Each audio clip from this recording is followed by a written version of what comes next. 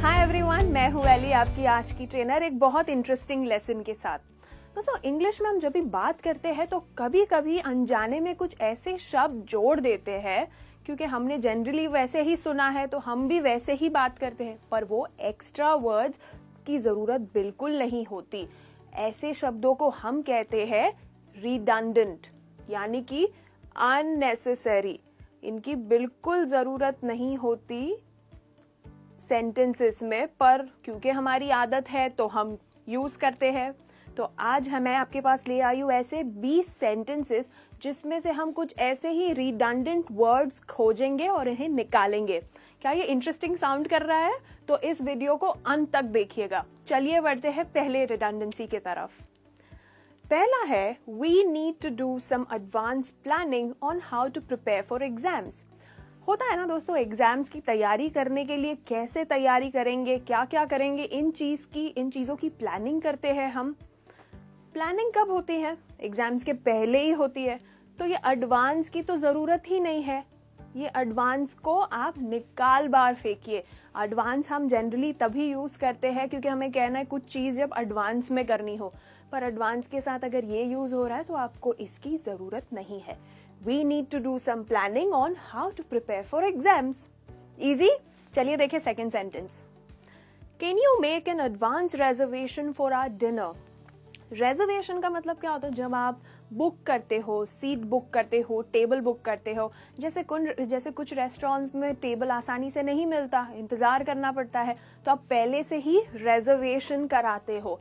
तो आप पहले से जब रिजर्वेशन करा रहे हो तो यहाँ भी एडवांस की जरूरत नहीं है। आप सिर्फ कहो, can you make a reservation for our dinner. I hope ये क्लियर था। तो चलिए बढ़ते हैं आगे।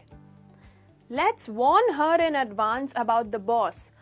कभी कभी होता है कि हमारे बॉस कुछ इतने गुस्से वाले या बहुत गेम्स खेलते या ऐसे होते हैं, तो हमें ऐसे लगता है कोई नया इंसान अगर जुड़ा है तो हम पहले से ही उसे चेतावनी दे दे, पहले से ही बता दें कि भाई कैसे है तो तुम संभल के रहना। तो इस सेंटेंस में रिडंडेंट क्या है? वॉर्न तो चलो हमें रिक्वायर्ड है। वॉर्न का मतलब है किसी को चेतावनी देना। वॉर्न आप पहले ही वॉर्न करोगे, राइट? किसी चीज होने के बाद तो नहीं करोगे।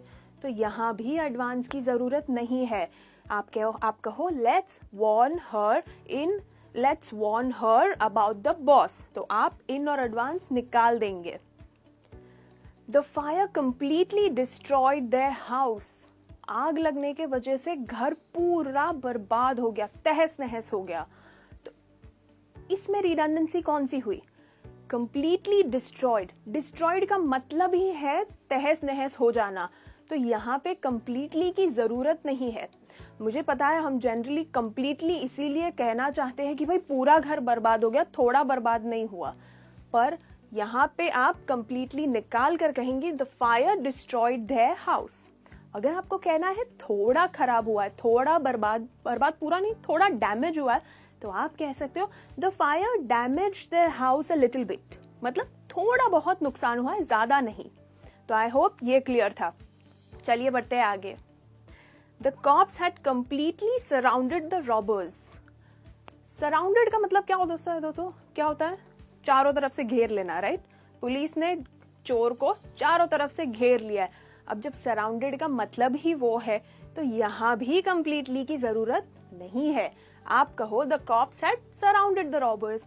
देखा, ये निकालने से मीनिंग चेंज नहीं हुआ, इससे ही पता चलता है कि ये अननेसेसरी था। चलिए बढ़ते हैं आगे।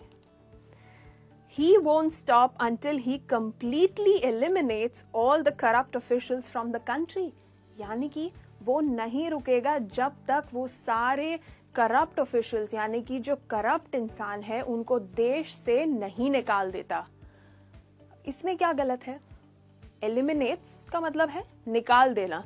यहाँ भी कंप्लीटली, आई थिंक आप समझ गए हैं, कंप्लीटली की जरूरत नहीं है क्योंकि एलिमिनेट शब्द का मतलब ही होता है पूरा सफाया कर देना, पूरी तरह से निकाल देना।